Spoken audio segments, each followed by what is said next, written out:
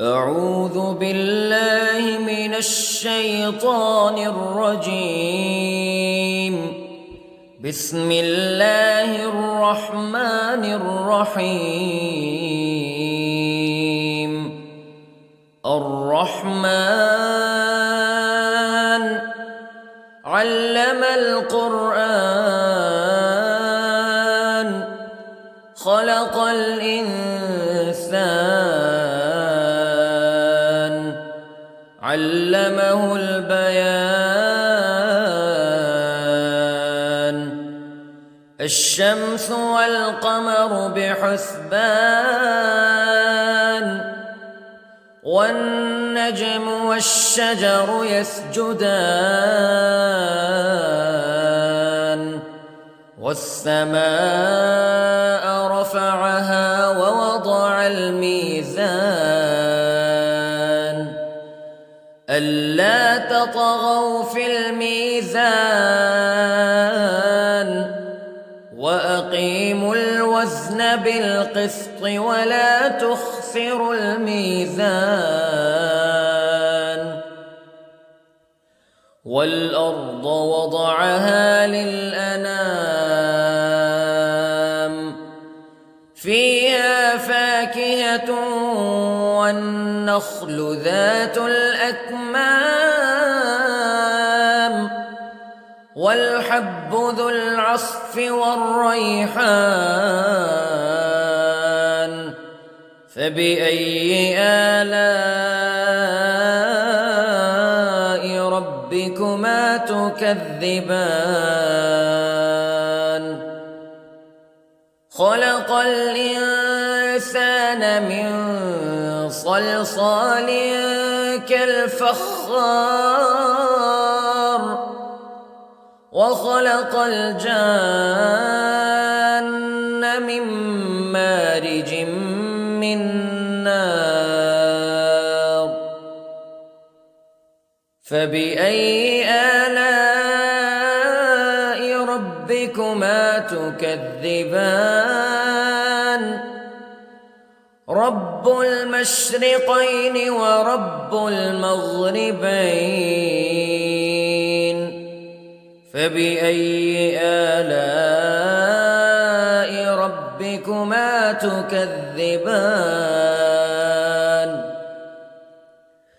مرج البحرين يلتقيان بينهما برزخ لا يبغيان فبأي آلاء ربكما تكذبان. يخرج منهما اللؤلؤ والمرجان فبأي آلاء ربكما تكذبان. وله الجوار المنشآت في البحر كالأعلام فبأي آلاء ربكما تكذبان. كل من عليها فان ويبقى وجه ربك ذو الجلال والإكرام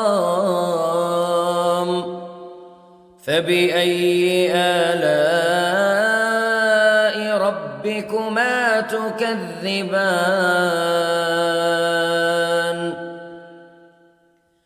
يسأله من في السماوات والأرض كل يوم هو في شأن فبأي آلاء ربكما تكذبان. سنفرغ لكم أيها الثقلان فبأي آلاء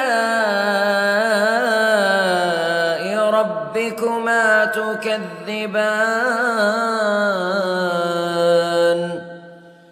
يا معشر الجن والإنس استطعتم أن تنفذوا من أقطار السماوات والأرض فانفذوا لا تنفذون إلا بسلطان فبأي آلاء ربكما تكذبان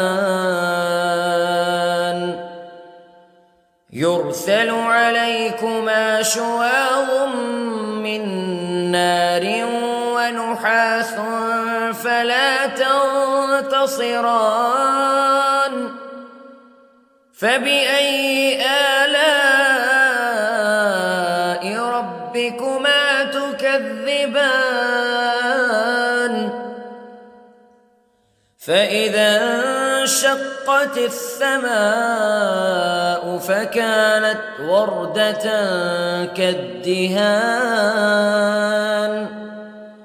فبأي آلاء ربكما تكذبان فيومئذ لا يسأل عن ذنبه إنس ولا جان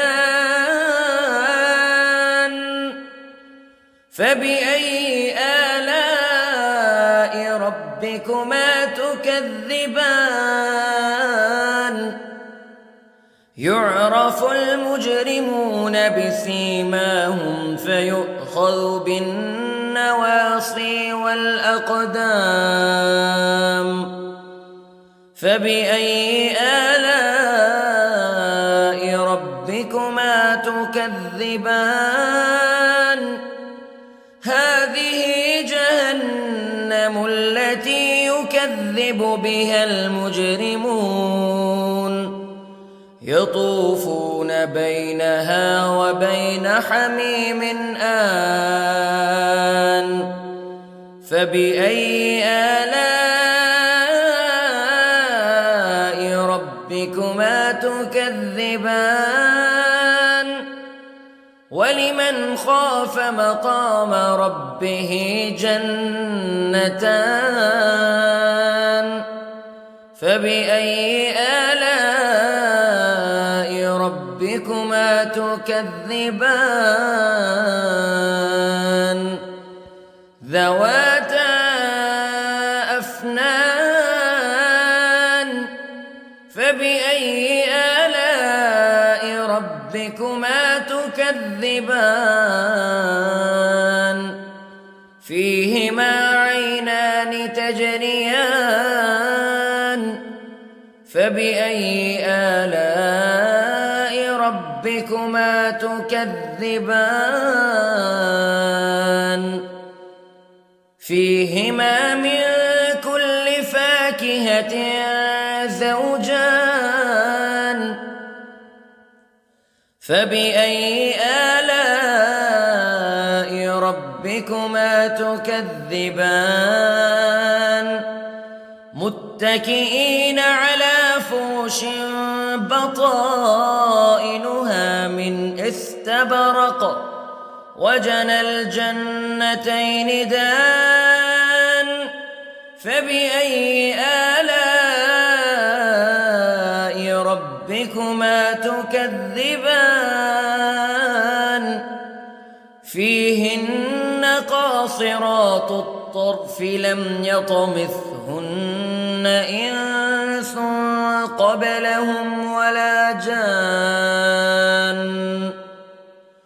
فبأي آلاء ربكما تكذبان كأنهن الياقوت والمرجان فبأي آلاء ربكما تكذبان هل جزاء